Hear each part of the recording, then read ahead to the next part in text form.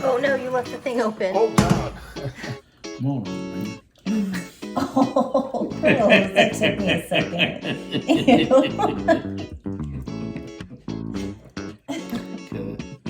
Hello everyone, this is my second video, and this time around I am going to attempt to make beer with my dad, Bill. Hello everybody. We did make beer one other time, and that was quite a while ago, so we're going to try again. And that time we used a kit. What was the kit called?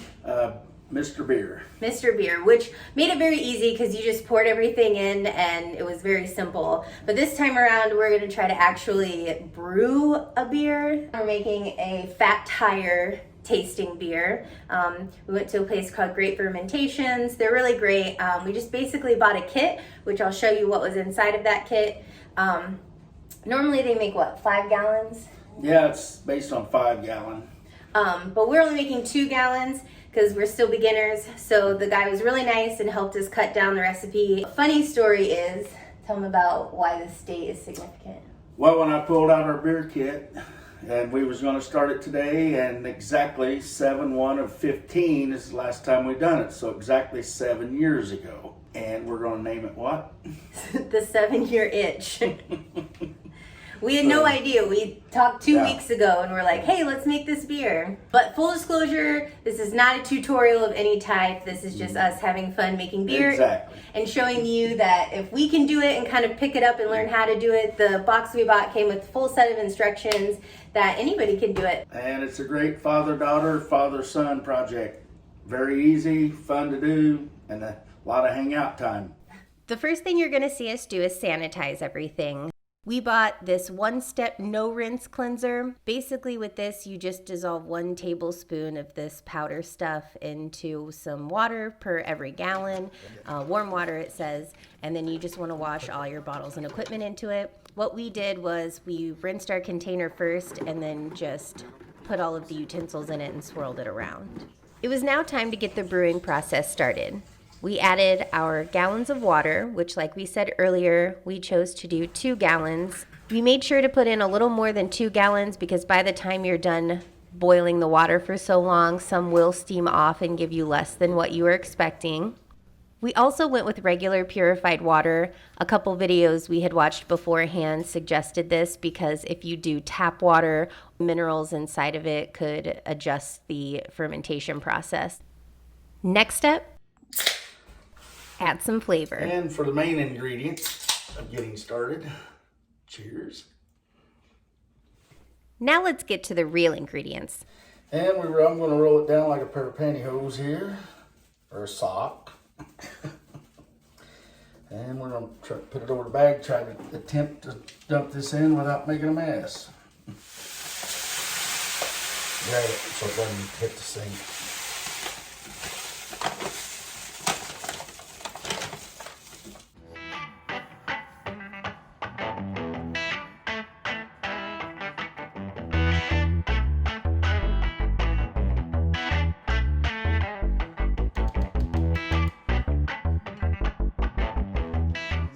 Now it was time to wait 30 minutes while our grains soaked.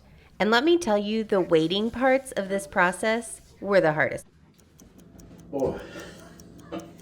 Longest 5 minutes of my life. We ain't never gonna get like that 2 weeks. It'll be like... Now this whole process took a couple hours. And for those of you who have multiple gingers in your family, you know that you can't put us in the same space for too long before an argument pops up. But proudly enough, this was the biggest argument we got into for the day. And we're supposed to let it boil for all that time? That's what it says. It's called, literally it's called the boil schedule. I'm making sure.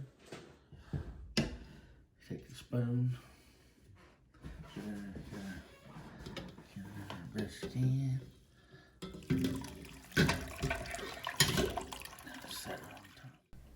Once we reached that 30-minute mark to let our grains soak, we then had to add our 2 bags of dry malt extract. You stir while you pour,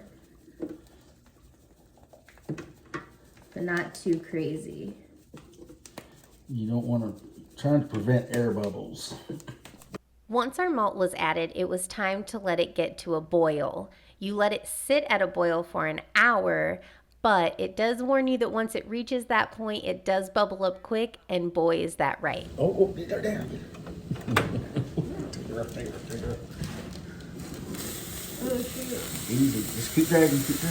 Now you saw me add in some green pellets. Those were our hops. The recipe we chose had 3 different kinds, so we added the first one at the beginning of the boil, the second one at the halfway point, and the third one with 10 minutes left. Just poured in our 3rd bag of hops. Now we only have to wait 10 more minutes. And then once the 10 minutes is up, we're gonna give this baby an ice bath. So within that 10 minutes, we're gonna go ahead and fill the sink with a bunch of ice and some water. Now, once the final timer goes off, you want to give your brew that ice bath.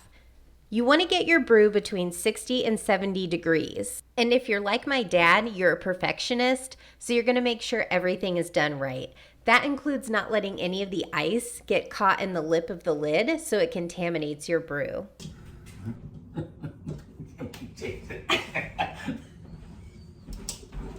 Just trying to get the ice out of the lid. That piece. Like a cat chasing a ball around. From here, it was just us checking the temperature over and over again to reach that sweet spot. Once we got there, it was time to pour, but we definitely practiced our process before we did it. What's the easiest thing for me, to hold this or to try to hold the back of that?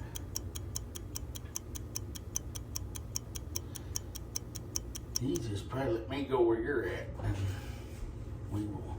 You can hold the funnel and can. Okay. I just didn't know if me on Or this just kinda side like holding do it would this. be this, because then you have less. Or just do this and help me with the. Okay. Let's do it. Here we go.